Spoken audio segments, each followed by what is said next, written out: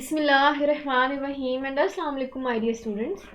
So the topics which I am going to discuss today in this lecture video are class angiospermae and life cycle of angiospermic plant. Basically सबसे पहले आप idea ले लें कि आज की lecture video में हम टॉपिक किस तरह कवर करेंगे, फिर हम आज के टॉपिक को स्टार्ट करते हैं। देखिए, क्लास एंजियोस्पर्मी की बात करें तो हमने क्लासिफिकेशन ऑफ ट्रेक्योफाइट स्टार्ट की हुई थी और उसकी एक सब डिवीजन थी जो थी टिरोप्सिडा। टिरोप्सिडा की 3 क्लासेस थी।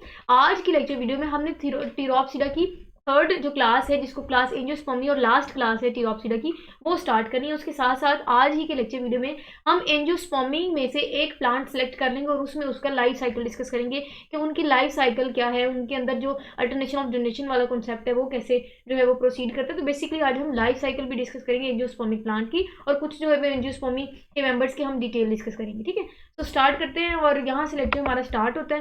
बेसिकली कुछ मेन पॉइंट्स यहाँ डिस्कस करने हैं जो कि हम क्लास एंजियोस्पर्मी के जो मेंबर हैं, जिसको हम एंजियोस्पर्मिक प्लांट बोलते हैं, उनके कुछ जनरल कैरेक्टर्स डिस्कस करेंगे और फिर इसके साथ साथ हम उनका लाइफ साइकिल भी आज ही डिस्कस करेंगे। सबसे पहले अगर हम क्लास एंजियोस्पर्मी की बात करें, वो मैंने आपको डिटेल बता दी कि क्लास एंजियोस्पर्मी किस सब डिवीजन की क्लास है। अगर मैं आपको एंजियोस्पर्मिक प्लांट की थोड़ी सी पॉइंट में डिटेल बताऊं तो ये एक तो ये लास्ट ग्रुप है प्लांट्स का। ठीक है, ये प्लांट्स का लास्ट ग्रुप माना जाता है। उसके साथ साथ ये फ्लावर प्रोड्यूसिंग प्लांट भी है, या फिर हम आसान जुबान में कह सकते हैं ये फ्लावरिंग प्लांट्स आ जाते हैं इनमें। उसके बाद एक इनका एक बहुत इंपॉर्टेंट हिंट है, वो ये कि इनके जो सीड होते हैं ना, वो क्लोज्ड होते हैं, फ्रूट के अंदर क्लोज्ड होते हैं। ठीक है, अब इससे पहले जो हमने क्लास डिस्कस की थी क्लास जिम्नोस्पर्मी, हमने कहा था उनके जो सीड है वो नेकेड सीड थे। जिम्नो का मतलब ही नेकेड था।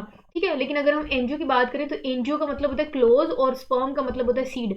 वहां से आपने हिंट ले लेना है कि इनमें वो प्लांट्स आते हैं जिनको जो सीड है वो इनक्लोज होते हैं। अब वो सीड किन में इनक्लोज होते हैं? वो फ्रूट में इनक्लोज होते हैं। मतलब कि अब आप देखेंगे जितने भी फ्रूट वाले प्लांट्स हैं ना, वो एंजियोस्पर्म्स हैं। ठीक है, उसके अलावा अब आपको पता है फ्रूट्स के अंदर सीड्स होते हैं डिफरेंट। ठीक है, जितने भी आम केला जितने भी आपको फ्रूट्स नजर आते हैं वो तमाम के तमाम एंजियोस्पर्मिक प्लांट है।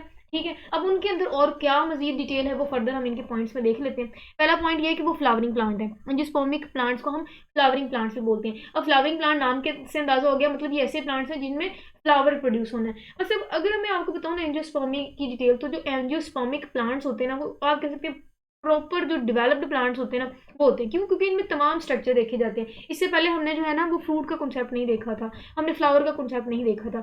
लेकिन अगर हम एंजियोस्पर्मिक प्लांट की बात करें तो ये वेल डेवलप्ड आप कह सकते हैं ग्रुप माना जाता है, सक्सेसफुल ग्रुप माना जाता है प्लांट्स का। क्यों? क्योंकि इनके स्ट्रक्चर में फ्लावर भी मौजूद है, फ्रूट भी मौजूद है, और प्रॉपर रूट स्टेम और लीव्स का कॉन्सेप्ट इनमें देखा जाता है। तो प्रॉपर एडवांस्ड प्लांट भी माना जाता है। ठीक है, और एडवांस्ड है तो जाहिर है इनमें वस्कुलर प्लांट्स होंगे क्योंकि वस्कुलर बंडल्स मौजूद हैं। ठीक है, तो एंजियोस्पर्म्स को हम फ्लावरिंग वस्कुलर प्लांट्स भी बोलते हैं, मतलब ऐसे वस्कुलर प्लांट जो फ्लावरिंग प्रोड्यूस करते हैं। ठीक है, तो फ्लावरिंग प्लांट्स हो गए। उसके बाद सीड की हमने बात कर ली कि वो ओवरी में इनक्लोज्ड है। अब क्योंकि वो ओवरी में इनक्लोज्ड है, दैट मीन्स कि ओवरी फिर बाद में आपको पता है फ्रूट में कन्वर्ट हो जाती है। तो इसका ये मतलब है इनडायरेक्टली वो ये कहना चाह रहे हैं कि जो फ्रूट है उसके अंदर ही सीड इनक्लोज्ड होता है। तो एंजियोस्पर्मी की अगर हम लिटरली मीनिंग देखें तो वो कहते हैं कि एंजियो मीन क्लोज, स्पर्मी सीड। उसके बाद अगर हम इनके प्लांट की बात करें तो कहते हैं कि इनके फर्टाइल लीव्स होते हैं जो कि ओवरी में कन्वर्ट होते हैं, और ओवरी जो है वो फिर आपको पता है उसके अंदर सीड जो है वो इनक्लोज होते हैं। तो ये वही बात है। चलें जी, नेक्स्ट पॉइंट डिस्कस करते हैं, दैट इज फ्रूट की अगर हम बात करें तो कहते हैं कि इनमें फ्रूट प्रोड्यूस होता है, और फ्रूट्स की प्रोडक्शन ओवरी होती है, ओवरी की मदद से होती है। मतलब ओवरी कन्वर्ट होता है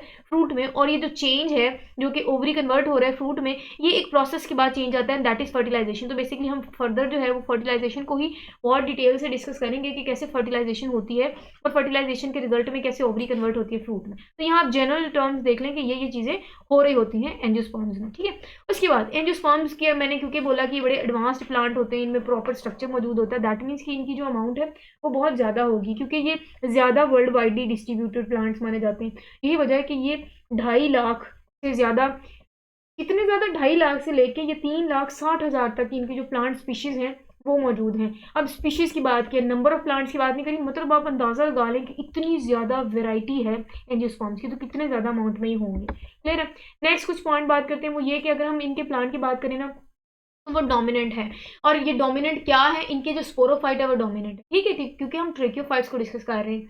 अब जो ट्रेक्योफाइट्स हैं उनमें जो डोमिनेंट स्ट्रक्चर होता है ना प्लांट्स में, हम ब्रायोफाइट्स की तो बात ही नहीं कर रहे, हम ट्रेक्योफाइट्स की बात करें तो ट्रेक्योफाइट्स की जो डोमिनेंट स्ट्रक्चर है वो स्पोरोफाइट है। यही वजह है कि हम उनकी प्लांट बॉडी को भी डोमिनेंट प्लांट बॉडी को भी स्पोरोफाइट बोलते हैं। ठीक है, अब ये सक्सेसफुल है क्योंकि प्लांट लाइफ में ही और बड़ी लार्ज अमाउंट में ये अर्थ पे मौजूद है। खैर ये पॉइंट छोड़े। नेक्स्ट इज कि ये इनकी जो सक्सेसफुल रेट है ना वो डिपेंड करता है इनकी रिप्रोडक्शन पे, और उसके अलावा इनके डिस्पर्सल पे, और उसके अलावा इनकी अडेप्टेबिलिटी पे। कहने का मतलब है कि ये जितनी बातें मैंने अभी आपको मोटे मोटे 3 पॉइंट बताए हैं, इनकी रिप्रोडक्शन, इनका डिस्पर्सल और इनकी जो अडेप्टेबिलिटी है, इन तीनों पॉइंट्स के वजह से इन इन प्लांट्स को इन्होंने सक्सेसफुल ग्रुप बना दिया लैंड का या अर्थ का।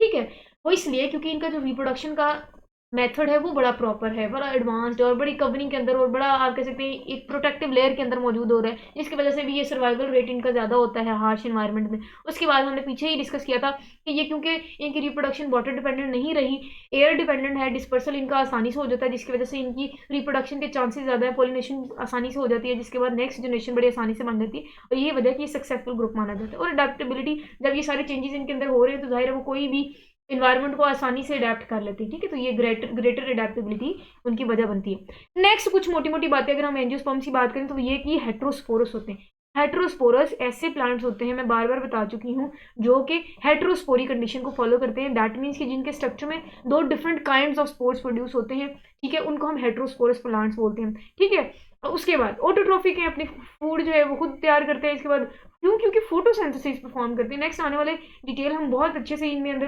डिफरेंट प्रोसेसेस हैं वो भी देखेंगे। तो ये ऑटोट्रॉफिक है क्यों? क्योंकि अपनी खुराक को तैयार करते हैं, फोटोसिंथेसिस का प्रोसेस हो रहा होता है, ये वजह कि ये हाईली जो है वो प्लांट माने जाते हैं लैंड में या अर्थ के।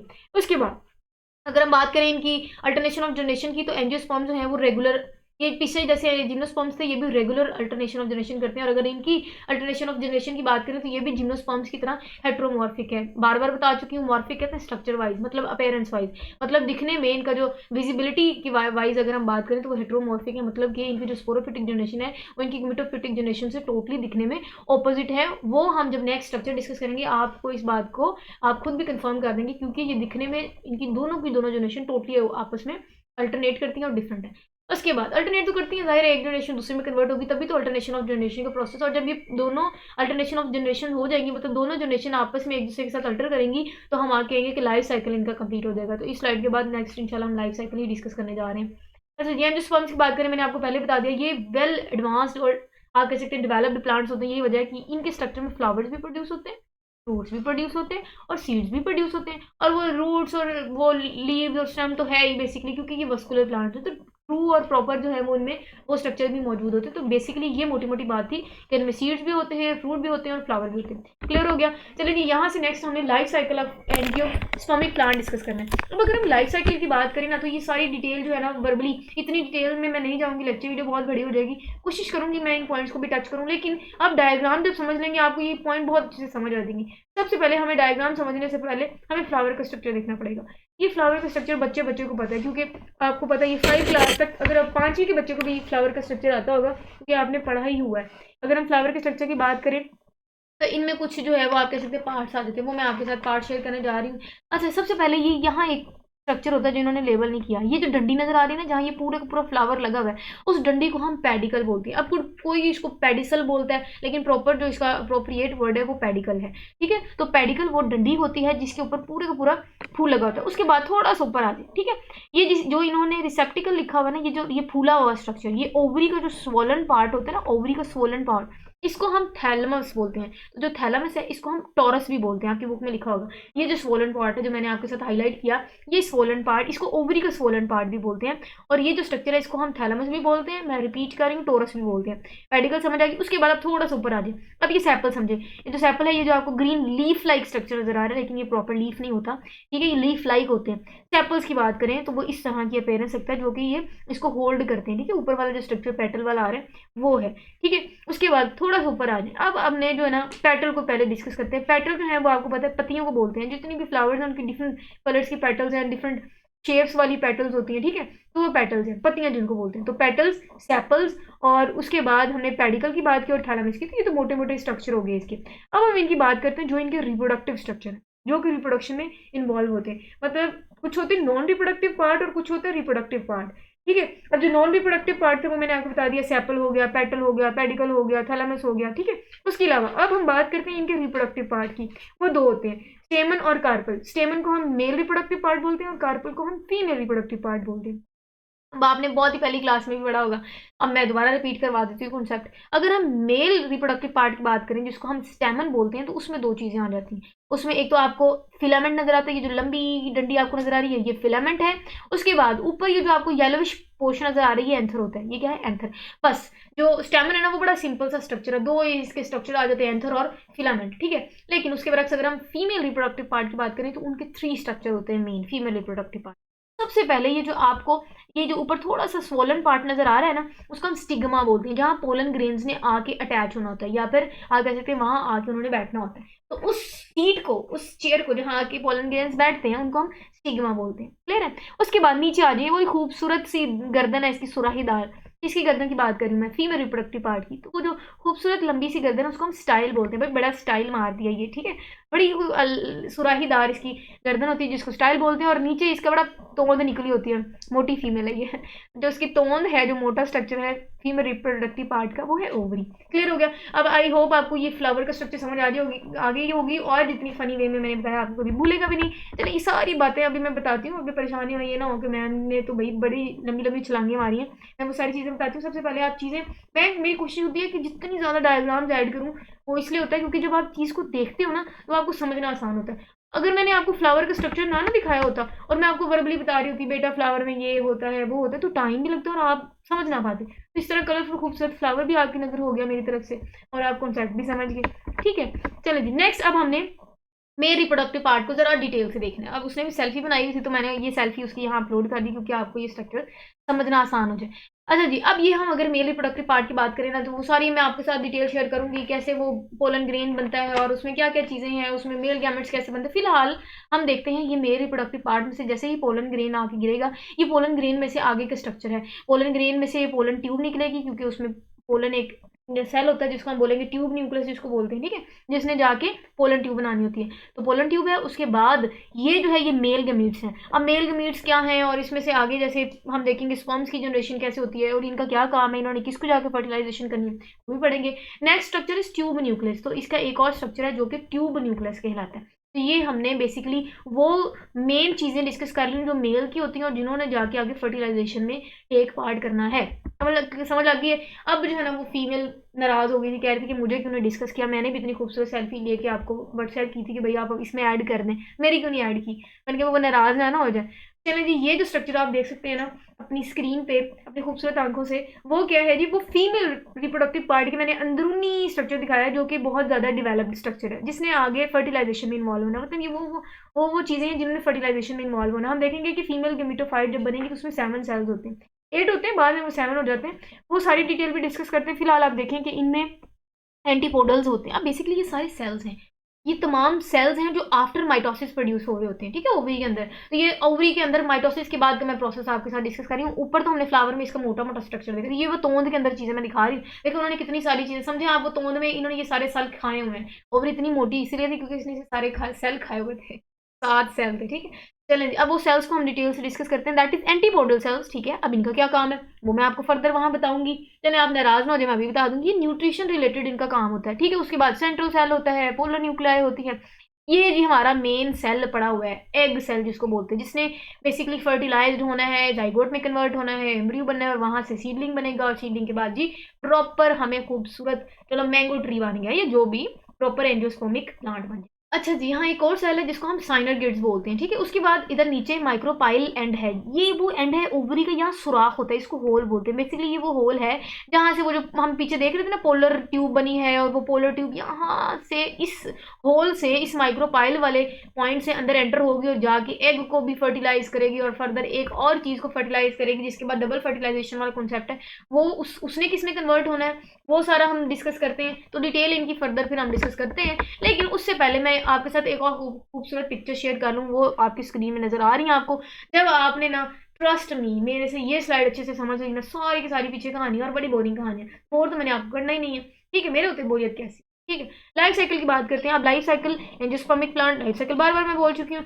लाइफ साइकिल कहते हैं कि जनरेशन आगे कैसे आती है, तो तमाम की तमाम जनरेशन आने के जितने भी स्टेप्स होते हैं वो हम डिस्कस करते हैं, और इसमें अल्टरनेशन ऑफ जनरेशन का कॉन्सेप्ट होता है, स्पोरोफिटिक जनरेशन से गेमेटोफिटिक जनरेशन और फिर स्पोरोफिटिक। तो ये स्पोरोफिटिक से गेमेटोफिटिक जनरेशन, इसमें गैमेट्स बनेगा, और उसके बाद दोबारा स्पोरोफिटिक जनरेशन। तो ये अल्टरनेशन ऑफ जनरेशन का कॉन्सेप्ट हो गया, एक जनरेशन दूसरी में, दूसरी दोबारा पहली में, तो एक साइकिल बन गया ना। तो बेसिकली हमने वो साइकिल ही डिस्कस करनी है, वो 2 पहियों वाली साइकिल नहीं, ये वाली साइकिल जो आपको नजर आ रही है, ठीक है। चलिए स्टार्ट करते हैं। फ्लावर मैंने आपके साथ डिस्कस कर लिया, दोबारा उस डिटेल में नहीं पढ़ते। इसमें ना बेसिकली दो आपको पता है स्ट्रक्चर होते हैं, एक मेल और एक फीमेल। अब जो मेल स्ट्रक्चर है आपको पता है उन्होंने माइक्रोस्पोर जो है वो स्पोरेंजिया को कैरी किया होता है और फिर उसमें से माइक्रोस्पोर बनते हैं। ये डिटेल हम बताते हैं, पहले आप यहाँ आ जाए। फीमेल नाराज हो रही थी कि पहले मुझे क्यों नहीं डिस्कस कर रहे हैं आप। एक ये फीमेल है, ठीक है। इसमें आपको पता है कि मेगास्पोरेंजियम होता है, मेगास्पोरेंजियम कैरी किया होता है, मेगास्पोरेंजियम में मेगास्पोर बनेगा। ये मैंने आपके साथ एम्ब्रियो सैक डिस्कस कर लिया। एम्ब्रियो सैक है जिसने इस सारे वजन को कैरी करना है, जो तमाम अंदर आगे 7 सेल्स हमने डिस्कस करना है ना, बेसिकली एम्ब्रियो सैक में होते हैं। उसके बाद जो है वो यहाँ तक का स्ट्रक्चर बनेगा जिसमें हमने ये सारे सेल्स डिस्कस कर लिया, एंटीपोडल सेल, एग सेल, ये तमाम। यहाँ तक कहानी आ गई, बस अब हमने ज़्यादा देर ना मेल को नाराज नहीं करना, उसको भी डिस्कस करते हैं। वो ये है कि अब ना मेल में आपको पता है कि माइक्रोस्पोरेंजिया कैरी किया होता है, उसमें माइक्रोस्पोर्स बनेंगे। अब माइक्रोस्पोर में जो है वो माइक्रोस्पोर मदर सेल मौजूद होगा, उसमें मियोसिस होगी, उसमें जो है वो 2 सेल्स बनेंगे, एक ट्यूब सेल और एक जनरेटिव सेल, ठीक है। जनरेटिव सेल जो है वो आगे कन्वर्ट होगा पोलन ग्रेन में, जनरेटिव सेल जो है वो आगे कन्वर्ट होगा पोलन ग्रेन में। और जो दूसरा सेल है जिसको हम ट्यूब सेल कर बोल रहे हैं ना, इसने ना आगे पोलन ट्यूब बनानी, इसने आगे पोलन ट्यूब बनानी, क्योंकि ये ट्यूब न्यूक्लियस है, नाम से अंदाजा हो गया ट्यूब सेल बनानी है, इसलिए मतलब ट्यूब बनानी, पोलन ट्यूब उसको बोलते हैं। और ये जो पोलन ग्रेन है इसमें से फिर 2 गमीट्स, मेल गमीट्स जो हैं वो बनेंगे। अब वो 2 मेल गमीट्स जो हैं वो फिर यहाँ आप देख सकते हैं जर्मिनेशन ऑफ पोलन ग्रेन। जब ये देखो जर्मिनेशन होगी, पोलन ग्रेन्स जब जर्मिनेट करेंगे तो स्पर्म्स में कन्वर्ट होंगे। अब ये जो स्पर्म्स है ना ये जाएंगे उस माइक्रोपाइल वाले पॉइंट से ओवरी के पास, ठीक है, क्योंकि यहाँ से ऊपर से वो पोलन ग्रेन ने फिर वो आपको पता है ना वो एक ट्यूब न्यूक्लियस था, उसने क्या किया पोलन ट्यूब बनाई, एक छोटा सा रस्सी फेंकी, चलो रस्सी फेंकी, वो रस्सी उन्होंने नीचे जो ये पॉइंट था होल वाला पॉइंट, ठीक है, वहां से रस्सी अंदर गई और वहां जाके उन्होंने 2 चीजों को अगर फर्टिलाइजेशन कर दी तो फिर वो डबल फर्टिलाइजेशन होगी। एक जो है उसने आके एग सेल को फर्टिलाइज करना है, एक जो स्पर्म है वो एग सेल को फर्टिलाइज करेगा और वो कन्वर्ट होगा इनटू जाइगोट, जाइगोट से आगे एम्ब्रियो बनेगा, सीडलिंग बनेगा और फिर जो है वो आपको पता है कि पूरे का पूरा मेच्योर स्पोरोफाइट बनेगा। उसके बरक्स जो एक सेकंड आपको पता है जो 2 गमीट है ना, एक जो आके ना वो फर्टिलाइज करेगा और वो कन्वर्ट होगा इनटू एंडोस्पर्म। तो जो एंडोस्पर्म है वो बेसिकली जाइगोट की फूड होगी। तो जैसे ही जाइगोट बनेगा क्योंकि डबल फर्टिलाइजेशन, एक जब एग की फर्टिलाइजेशन हुई तो जाइगोट बना, उसके साथ ही एंडोस्पर्म न्यूक्लियस बन जाएगा। अब ये दोनों एट अ टाइम इसलिए हो रहे हैं क्योंकि अल्लाह ताला ने इनकी इस जाइगोट की खुराक रख दी। हम देखेंगे कि जैसे सीड जैसे अनफेवरेबल कंडीशन में पड़ा रहेगा ना तो वो खराब इसलिए नहीं होता क्योंकि उस सीड के अंदर जो मौजूद जाइगोट है ना वो फिर एंडोस्पर्म अल्लाह ताला ने उनके अंदर ही खुराक रख दी होती है, तो वो यहाँ से खाई पी जाते।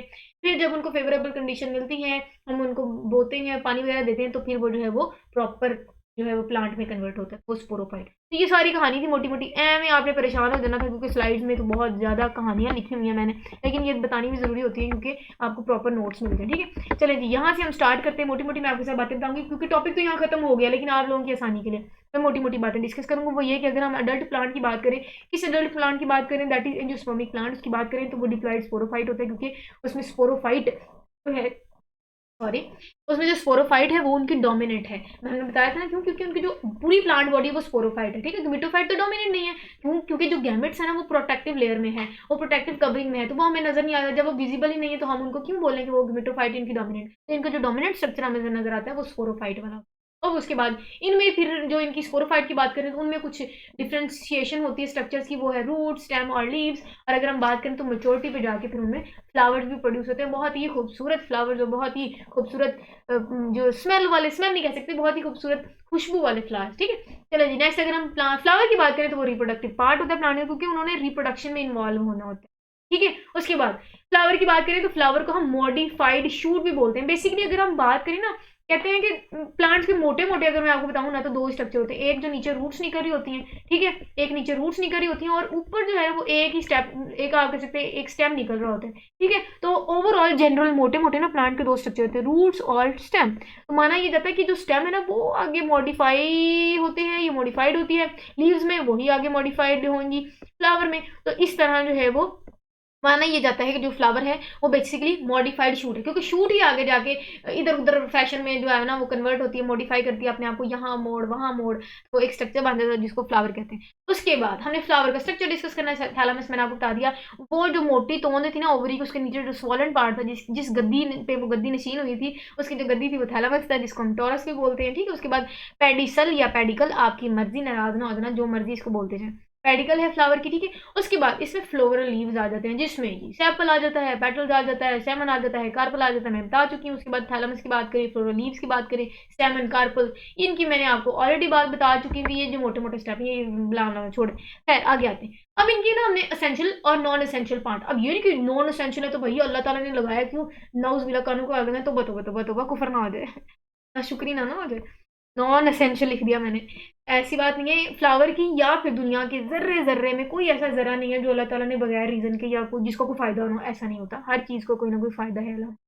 तो वो नॉन एसेंशियल जो पार्ट है ना, वो भी मैं आपको बताती हूँ, वो भी बड़ा इंपॉर्टेंट रोल प्ले करते हैं। खैर एसेंशियल पार्ट इसलिए कह रहे हैं क्योंकि हम उनको रिप्रोडक्टिव पार्ट कह रहे हैं, क्योंकि वो ज़रा थोड़ा ज़्यादा एडवांस है, वो थोड़ा ज़्यादा एक हाई फाई शोखे माने जाते हैं, क्योंकि वो रिप्रोडक्शन में इन्वॉल्व होते हैं, ठीक है। वो काम थोड़ा ज़्यादा करते हैं बेचारे, मेहनत बहुत करते हैं। हालांकि नॉन एसेंशियल पार्ट भी करते हैं, इनकी मेहनत थोड़ी ज़्यादा है, इसलिए ये शोखे होते हैं, कहते हैं जी हम बहुत एसेंशियल। अब वो जो शोखे हैं उनके हम जिक्र कर लेते हैं। शोखे पार्ट में ना स्टेमन आ जाता है और कार्पल, मतलब ये मैं आपको जैसे पीछे बताया था, ये रिप्रोडक्टिव पार्ट माने जाते हैं, ठीक है, फ्लावर का। के बाद जो नॉन एसेंशियल है, जिसको मैंने उफ उफ गलती से कह दिया जी नॉन एसेंशियल है, हालांकि नॉन एसेंशियल नहीं है, सेपल्स हो गए और पेटल्स, ये नॉन एसेंशियल माने जाते हैं।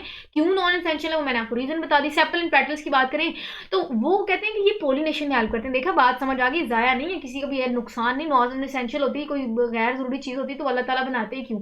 हाँ, तो इसका ये बहुत इंपॉर्टेंट रोल है कि पोलिनेशन में अपना बहुत इंपॉर्टेंट रोल प्ले कर रहे होते हैं। और जो सैपल्स हैं वो पाइन साहब क्या करते हैं, तो पाइन साहब से याद है मेरे सर थे वो हमें हमसे पढ़ाते थे, पाइन साहब, चाचा जी, अंकल जी, तो बड़ा मजा आता था हमें पढ़ने। मैं कोशिश करूंगी, मैंने पहले भी कहा कि मैं उन उन टीचर को जो है वो ट्रिब्यूट पेश करने के लिए मैं उनको कॉपी करूँ, तो अगर वो मुझे सुन रहे हों तो खुश हों। एग्जाम्पल की बात करें तो ये क्या करते हैं, ये ना पेटल्स का वजन उठाते हैं, ठीक है, और उनको गिरने नहीं देते और उनको जो है ना वो पकड़े रखते हैं, बड़ा उनको गोदी में उठाए होते हैं। तो जो जो सैपल्स होते हैं उन्होंने पेटल्स को गोद लिया होता है, ठीक। तो अगर हम पेटल्स की बात करें, उसका काम ये है कि इन्होंने पोलिनेशन करवानी होती है, ठीक है। पोलिनेशन का आपको मतलब पता है कि जो फर्टिलाइजेशन से पहले का जो प्रोसेस होता है, जिसमें पोलन ग्रेन जो है वो स्टिग्मा तक आते हैं, ठीक है। तो वो जो पोलिनेशन होती है, मतलब एंथर्स में से पोलन ग्रेन्स का स्टिग्मा तक आना और फिर ओवरी तक जाना, वो पोलिनेशन कहलाता है, ठीक है। उसके बाद अब अगर हम स्टेमन की बात करें तो स्टेमन में मैंने आपको बता दिया था, उसमें दो स्ट्रक्चर होते हैं, एक फिलामेंट, ठीक है, और एक एंथर, आपको पहले भी पता है। अब हमने एंथर का डिटेल स्ट्रक्चर देखना है। एंथर आपको पता है कि वो मेल रिप्रोडक्टिव पार्ट का एक हिस्सा है जिसको एंथर कहते हैं। उसके बाद फिलामेंट का, तो फिलामेंट का ऐसा काम नहीं होता है, बेसिकली रिप्रोडक्शन में इन्वॉल्व एंथर ही होता है। और एंथर के अंदर कुछ स्ट्रक्चर होते हैं, वो देख लेते हैं। पोलन सैक्स मौजूद होती है और एंथर के पोलन सैक के अंदर कुछ स्ट्रक्चर होते हैं। उसमें एक तो मेन स्ट्रक्चर है पोलन मदर सेल का। अब पोलन मदर सेल को हम माइक्रोस्पोर मदर सेल भी कहते हैं। इसका काम ये है कि इन्होंने माइक्रोस्पोर्स को प्रोडक्शन करनी होती है। अब जैसे ही माइक्रोस्पोर की प्रोडक्शन होगी, हम कहते हैं कि मियोसिस कंप्लीट होगी, क्योंकि मियोसिस के रिजल्ट में माइक्रोस्पोर्स बनते हैं और बनते किसमें, एंथर के अंदर बनते हैं। ठीक हो गया, यहाँ तक समझ आ गया। अब हमने ना यहाँ से के बाद हमने माइक्रोस्पोर की जर्मिनेशन डिस्कस करनी है। माइक्रोस्पोर की जर्मिनेशन डिस्कस करें तो उसमें ये होता है कि दो चीजें बन रही होती हैं। एक तो हम डिस्कस करेंगे मेल गमीट और दूसरा जो है वो ट्यूब न्यूक्लियस। उनका क्या काम है वो भी आगे देख लेते हैं। अब कार्पल को थोड़ा सा मोटा मोटा डिस्कस करते हैं। Female reproductive part, ovary style, stigma आ जाता है, ओवरी के अंदर ओव्यूल्स मौजूद होते हैं, ठीक है। यही यहाँ तक बात थी, आगे आ जाते हैं बेसिकली। यहाँ से अब हमने डिटेल स्ट्रक्चर डिस्कस करना है मेल गमीटोफाइट का भी, और आगे हम फीमेल गमीटोफाइट का स्ट्रक्चर डिस्कस करेंगे। तो male gametophyte of angiospermic plant इसकी बात करें तो यहाँ पॉलिनेशन का कॉन्सेप्ट है। पॉलिनेशन समझे, पॉलिनेशन बेसिकली होता है transfer of pollen grains from anther to stigma. तो एंथर से स्टिग्मा तक का पोलन ग्रेन्स का ट्रांसफर जो है वो पॉलिनेशन कहलाता है। दो मेन स्टेप होते हैं इनकी लाइफ साइकिल में, एक तो पॉलिनेशन और दूसरी जो है वो फर्टिलाइजेशन। पॉलिनेशन के रिजल्ट में पोलन ग्रेन्स जस्ट आगे स्टिग्मा पर गिरेंगे। वो पॉलिनेशन के डिफरेंट वेज आपने पढ़ा भी हुआ है, क्रॉस पॉलिनेशन, विंड पॉलिनेशन, किसी भी थ्रू, ठीक है। उसके बाद अब ना नेक्स्ट इनकी जर्मिनेशन स्टार्ट होनी है, ठीक है। उसके बाद देखें, कहते हैं कि जो न्यूक्लियस है ना माइक्रोस्पोर का, उनमें कुछ चेंजेस हो रहे होते हैं। और वो चेंजेस जो है वो माइटोटिक डिवीजन के अंडर हो रहे होते हैं या माइटोसिस के रिजल्टेंट में। होता यह है कि मैंने पहले भी बता दिया कि माइक्रोस्पोर जो है वो दो स्ट्रक्चर में कन्वर्ट होता है। एक तो वो दो मेल गमीट्स बनाएंगे और दूसरा ट्यूब न्यूक्लियस बनाएगा, ठीक है। अब इनका क्या काम है, ट्यूब न्यूक्लियस कैसे आगे फिर वो पोलन ट्यूब में कन्वर्ट होता है, और ये जो गमीट्स हैं वो कैसे जाके एग की फर्टिलाइजेशन कर रहे होते हैं और जाइगोट में कन्वर्ट होता है, फिर एंडोस्पर्म कैसे बनता है। तो इन तमाम की तमाम डिटेल हम फर्दर डिटेल से देखेंगे। उसके बाद पोलन ग्रेन को हमने कहा कि ये मेल गमीटोफाइट है, ठीक है। पोलन ट्यूब की बात करें, दो हमने मेल गमीट्स की बात की। फीमेल गमीटोफाइट की बात करते हैं, मोटी मोटी बातें क्योंकि मैंने डिटेल आपके साथ ऑलरेडी डिस्कस की हुई है। अगर हम फीमेल गमीटोफाइट की बात करें एंजियोस्पर्मिक प्लांट की, तो हमने कहा कि जी ओव्यूल होता है, ठीक है। ओव्यूल की बात हमने कर ली क्योंकि ओव्यूल जो है वो ओवरी के अंदर मौजूद होता है। मेगास्पोर विद इन ओव्यूल, अब आपको पता है ओव्यूल के अंदर ही बेसिकली मेगास्पोर की प्रोडक्शन होनी है, ठीक है। और ये कन्वर्ट होगा फिर मेगास्पोर इनटू फीमेल गमीटोफाइट, क्योंकि मैंने पीछे भी बताया कि एक क्राइटेरिया है कि माइक्रोस्पोर जो है वो कन्वर्ट होता है मेल गमीटोफाइट में, और जो मेगास्पोर है वो कन्वर्ट होता है इनटू फीमेल गमीटोफाइट। क्लियर हो गया। अब हम फीमेल गमीटोफाइट को डिटेल से डिस्कस करते हैं। मैंने कहा था ये ओवरी का इंटरनल डिटेल्ड स्ट्रक्चर है। फीमेल गमीटोफाइट में कुछ चेंजेस होते हैं तो उसके बाद 7 सेल्स बनते हैं, ठीक है। One of these cell is the egg, और फिर आगे जो है वो ओवम, ये सारे मैंने सेल्स आपके साथ डिटेल से डिस्कस कर लिए। इसकी डिटेल फर्दर भी अगर मैं बताना चाहूँ तो वो ये कि एंटीपोडल सेल्स होते हैं, जो मैंने आपको कहा कि ये ना अंदर न्यूट्रिशन प्रोवाइड करता है, तो ये रिलाई करता है न्यूट्रिशन बेसिस पे। उसके बाद पोलर सेल्स होते हैं, उसके बाद एक नीचे से मैंने छोटा होल भी आपको बता दिया था, माइक्रोस्पोर। और ये जो है इनका, ये जो है ना, ये जो सेल है साइनर्जेंट सेल्स, इनका काम ये होता है कि इन्होंने गाइड करना होता है, ये गाइडर होते हैं ओवरी का। मतलब यहाँ से हम देखेंगे कि जब पोलन ग्रेन्स पोलन ट्यूब के थ्रू स्पर्म्स को भेजेंगे, तो वो स्पर्म्स को माइक्रोपाइल तक लाने के लिए जो गाइड करते हैं वो ये सेल्स होते हैं, ठीक है। तो ये गाइडर होते हैं, वो बताते हैं कि पाइन साहब इधरों आ जाओ, इधरों आ जाओ, इधरों आ जाओ, आ गली जड़ी है ना, इथों अंदर एंटर हो जाओ, ठीक है। तो वो बेसिकली वो रास्ता बता रहे होते हैं, ठीक है। तो गाइडर होते हैं। एग का तो आपको काम पता है कि उन्होंने आगे फर्टिलाइजेशन के बाद फॉर्म में कन्वर्ट हो रहा है। तो फर्टिलाइजेशन बार बार बता रही हूँ, यहाँ हम डिस्कस भी कर लेते हैं। पोलन ट्यूब ने ग्रो करना है, जैसे पोलन ग्रेन आके गिरते हैं, ठीक है। मैंने कहा था कि पोलन ग्रेन में आगे हमने कहा था कि 3 स्ट्रक्चर होते हैं, 2 मेल गमीटोफाइट, और जो तीसरा स्ट्रक्चर होता है वो हमने कहा ट्यूब न्यूक्लियस होता है। तो जैसे ही पोलन ग्रेन आगे गिरेगा, ट्यूब न्यूक्लियस से आगे ट्यूब बनेगी, ठीक है, स्टाइल में एंटर हो गए, और वो अब वो जो ट्यूब है ना वो फिर ऐसे ओरिजिनेट होती होती एलोंगेट होती होती ओव्यूल तक जाएगा, ठीक है। और ये रीच करेगी फिर एम्ब्रियो साइड तक। तो वो जो पोलन ट्यूब है वो एम्ब्रियो साइड तक जाएगी, और वो कैसे जाएगी, वो माइक्रोपाइल वाले पॉइंट से जाएगी, मैंने आपके साथ डिस्कस कर लिया। एग की बात करें तो वो जो one of the 2 male gamete है ना, उसमें से एक जो मेल गमीट है ना, उसने कन्वर्ट होना होता है इनटू जाइगोट। क्यों? क्योंकि वो एग को जाके फर्टिलाइज करेगा, ठीक है। तो एक मेल गमीट जाएगा एग के पास, उसकी फर्टिलाइजेशन करेगा, ओस्पोर बनेगा, ओस्पोर मतलब जाइगोट।